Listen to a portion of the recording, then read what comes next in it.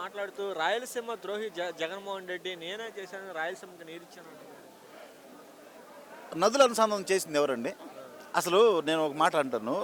రాష్ట్రంలో 1999 ఆ మధ్యలో రాజశేఖర రెడ్డి గారు ఒక మాట అన్నాడు.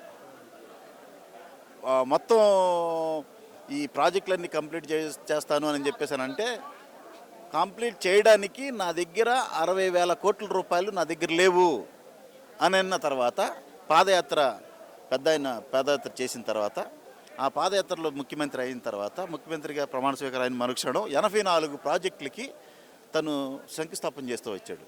1,60,000 కోట్లు వచ్చినాయి. ఆ రోజున 60,000 కోట్లు లేవు. తర్వాత 1,60,000 కోట్లు వచ్చినాయి.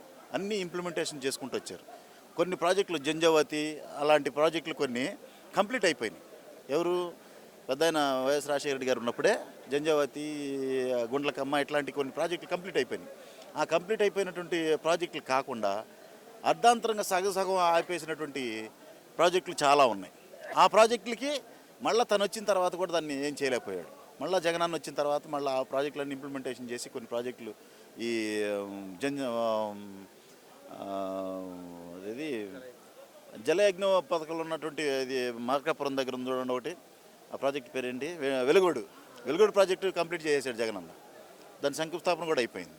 దాంట్లో నుంచి వాటర్ ఇప్పుడు ఏదైతే శ్రీశైలం నుంచి అడిషనల్ వాటర్ వస్తుందో అది మొత్తం డైవర్ట్ చేయాలి.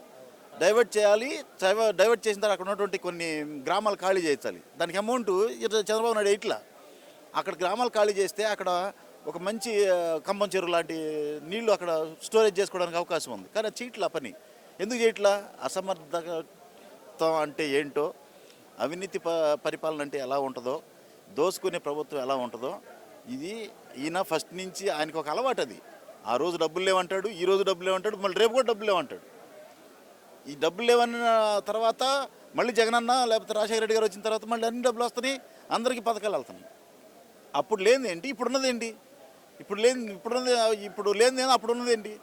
ఆ అమౌంట్ అంత ఏమవుతుంది? 2,00,000 ప్రజా సంక్షేమం కోసం జగనన్న ఖర్చు పెడితే అదే 2,00,000 వాళ్ళు తీసుకొచ్చిన దానికి లెక్కలేదు. అన్నం చేసిన దానికి లెక్క ఉంది. మరి ఇప్పుడు ఈ చేసిన దానికి అమౌంట్లన్నీ ఏమవుతున్నాయి? వాళ్ళ జేబుల్లోకి వెళ్తున్నాయి. ఏం చేయట్లా. ప్రజలు కూడా నోరు మూసుకొని ఉన్నారు, సైలెంట్గా కూర్చొని ఉన్నారు. అవినీతి పరిపాలన ఇంతే ఉంది. అదేమంటే అడిగినోడికి, ప్రశ్నించినోడికి తీసుకెళ్ళి లోపల వేయటం, ఏదో కేసు పెట్టేయటం, లోపల వేయటం, అక్రమ కేసులు.